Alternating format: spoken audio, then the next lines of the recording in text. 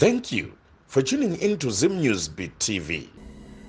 Makadi Sekuru mafuma zokataka kuya mu Gauteng here ukutambira mu Gauteng Sekuru. Alhamdulillah rabbil alamin arrahmanir rahim ndakafamba zvakanaka.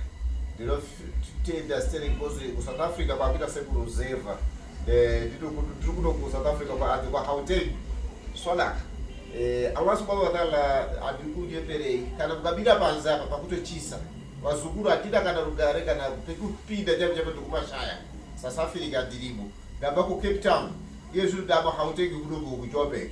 Saka alhamdulillah Allah subhanahu wa ta'ala vari kungotichengeta. Taona vazukuru vakazara matambudziko amungataura mamwe achida kunetsa vazukuru venyu ku South Africa ndeapi amuri kusangana nawo pamazuva mafamba kunoku. Zvamaona sekutaura kwakaita mukoma Robin tichaona chibudisa mukoma ku South Africa uye nhau dzekusanganisira kushandiswa according to the prophets.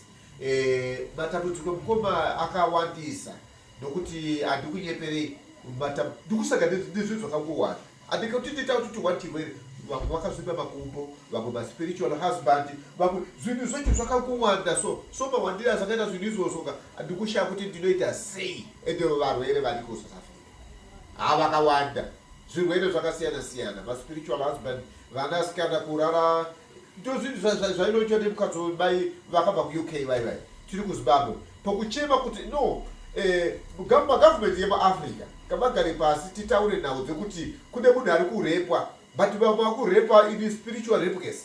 Spiritual replicacy is very powerful nowadays. Like this in South Africa kune spiritual replicacy yekuti munhu mwana mudiki ari kurarwa nechinhu chaasingazivi ende akurarwa nezvinhu zviri spiritual. Saka alhamdulillah tokuti Allah subhanahu wa ta'ala yalla idini pamberi Allah subhanahu wa ta'ala Achapola ndiri kufaita pakadaro ende munhu akangotuzwa kuti Sekuru ndinorara vakurarwa nezvinhu mukadzi mukuru mwana mudiki vakurarwa maspiritual husband maspiritual wife. Saka zvese izvozvo ndikusangana nazvo nezvirwere kensa kushayiwa mabasa so oni vana vari kutambura unotadza kunzwisisa kuti unotaura chirwere chipi chounoti ndo chakareruka zvirwere zvese zvakawanda.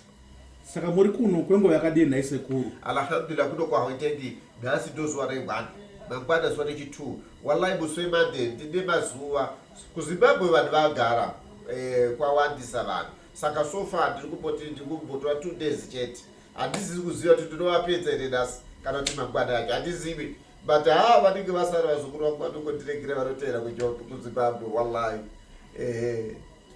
For these and more stories, tune in to Zim News Beat TV with Robert Tafumani.